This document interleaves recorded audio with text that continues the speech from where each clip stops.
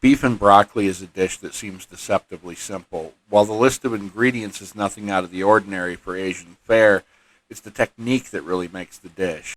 Most recipes I've seen call for higher end cuts of beef like flank steak, but your average takeout spot's certainly not going to use anything that expensive.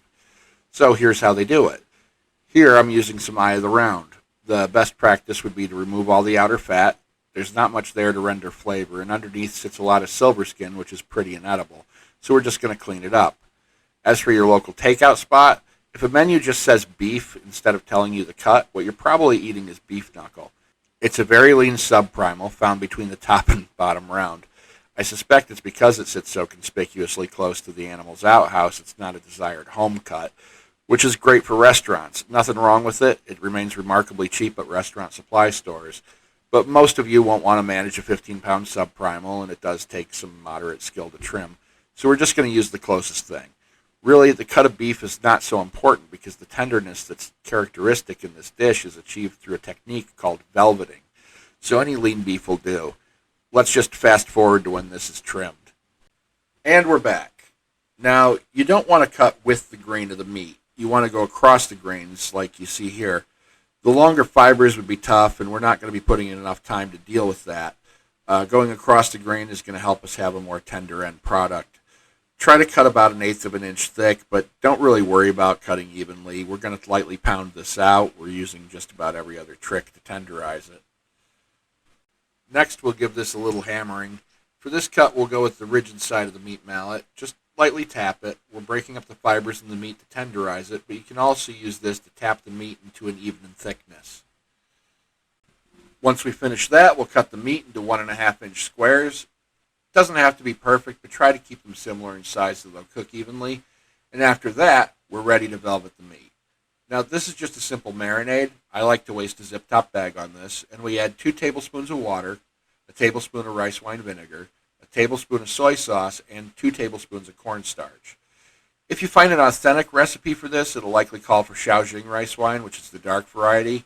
We use the light stuff because it has a more neutral flavor. The starch turns the whole marinade into a loose paste, which clings to the meat, so you won't have to stir it around. I know a lot of modern recipes call for baking soda instead of vinegar, and yes, alkaline is more efficient in tenderizing meat, but this comes with the drawback of off flavors, so we're going to stick to this.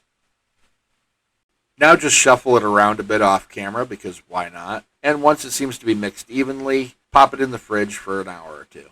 When you're about ready to start cooking, prep your vegetables. I've already chopped up 4 scallions and 4 cloves of garlic, which just leaves the broccoli. Use fresh broccoli for this. Frozen broccoli is good for a lot of things, but it tends to turn to mush in this dish. Once you've chopped off all the florets, break them up and cut any larger pieces in half. We're looking for an even size to get an even cook time. Start with 2 tablespoons of oil in your pan to fry your meat. Work in small batches, as I've been doing here. This is so we don't lower the temperature of the pan so far that the meat starts releasing juices. We want to sear it. This will also give us a little extra time to get some browning on it. Just like if you were caramelizing an onion, you have to cook off the acidity before you'll get any browning. So a couple extra minutes to get rid of the vinegar is what it's going to take. You'll notice there's a lot of browning and bits stuck to the bottom of my pan here, and this we want. There's a lot of beef flavor there that'll meld into our sauce.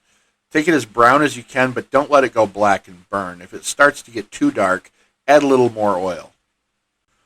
Once you've removed the last batch of meat, add your vegetables. If we were making this in a wok, the unique fry you get from the extreme heat is called wok heat.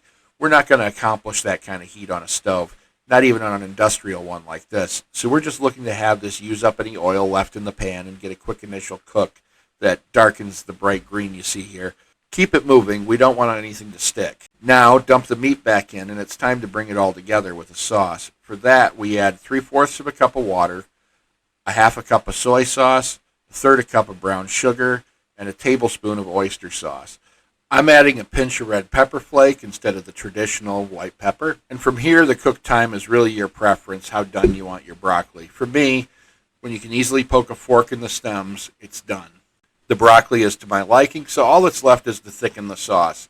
For this, we add a tablespoon of cornstarch to 2 tablespoons of ice-cold water. Make sure it's cold, otherwise the cornstarch will clump. Mix it up, pour it in and stir, and you're done. Serve with white rice, and you have a takeout dish you've pirated in your own kitchen. Below is a link to the website with the written recipe. I will do crab rangoon next since it's in the plating for this video. And if you liked this video, hit subscribe. I will be putting out new videos every Tuesday and Thursday.